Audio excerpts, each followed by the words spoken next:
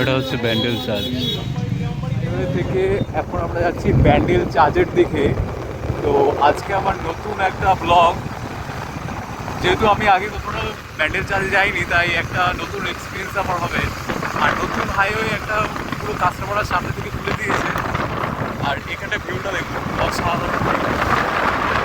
এখানে তো মাঝে মাঝে গাড়িগুলো দাঁড়িয়ে থাকে রাতের বেলায়।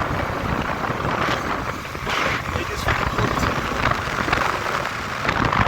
দারুণ ওয়েদার, তার সাথে হাইওয়ের বাইক রাইডিং তো অসাধারণ, এটা বলা যেতেই পারে। নতুন হাইওয়ে হওয়ার জন্যে এই রাস্তাটা মানে দৃশ্যটাই অন্যরকম হয়ে গেছে। এইদিকের ভিউটা দেখুন,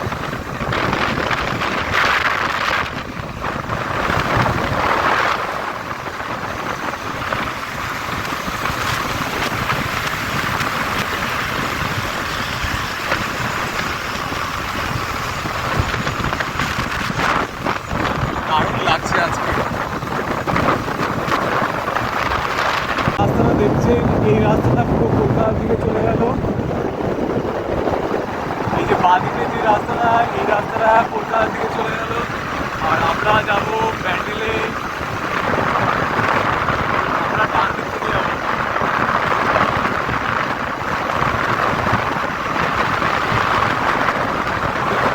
একটা রাস্তা যাচ্ছে, এটাও এই বাঁদিকের রাস্তাটা, এটা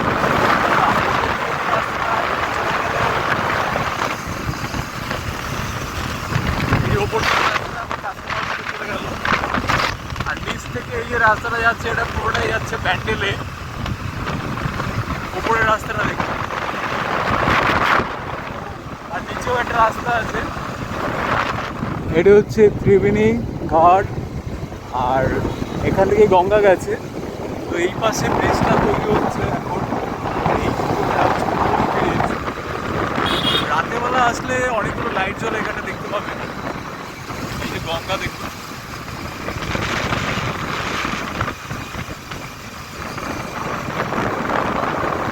এখনো কাজ চলছে।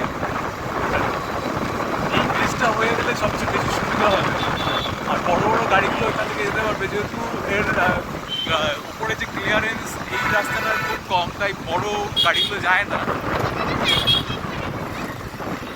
এবার দেখতে পাবেন যে এখানে দেখুন যে কতটা কাজ বাকি আছে এখন। আর এখান থেকে গঙ্গাটা দেখুন, বিকালবেলা হলে তো এখানে লোকজন ঘুরে যায় প্রচুর।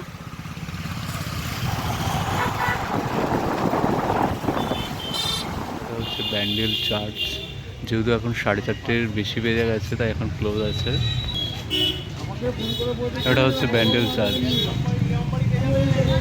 আর এটা গেট এখন বন্ধ আছে, 4:30 পর্যন্ত খোলা থাকে।